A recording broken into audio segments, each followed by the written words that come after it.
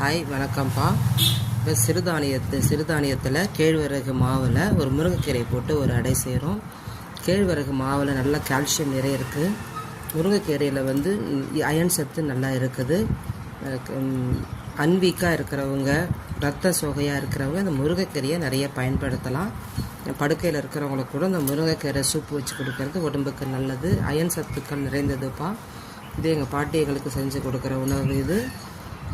இதுக்கு தேங்காய், உப்பு, பச்சை மிளகாய், வெங்காயம், தண்ணி இவங்களெல்லாம் போட்டு ஒன்றா பிசைஞ்சு ஒரு அடையாக ரெடி பண்ணலாம்ப்பா.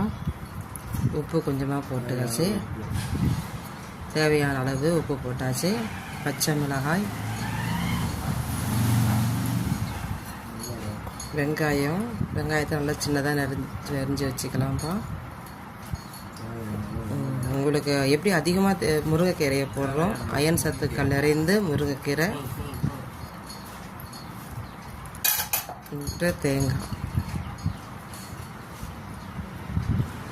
தண்ணி ஊற்றி பிசைஞ்சு இவங்க தோசைக்கல்லில் நெய் விட்டு எடுக்கலாம்ப்பா.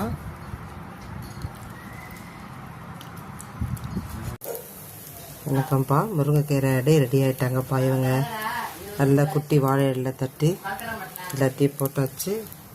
இவங்க எல்லாம் சுட்டாச்சு. இப்போ சாப்பிடலாம். ஆரோக்கியம் நிறைந்தது, பாரம்பரிய உணவு, சிறுதானிய உணவு, கால்சியமும் அயனும் நிறைந்த உணவு. இப்படி இந்த கார்போஹைட்ரேட் மட்டும் சாப்பிடாம வாரத்தில் 2 நாள் சிறுதானியங்களை அது காலையில் பயன்படுத்தணும்ப்பா. இரவில் பயன்படுத்தும் போது இது டைஜஷன் ஆகிறதுக்கு கஷ்டம். டைஜஷன் ஆகாது, நல்லது இல்லை.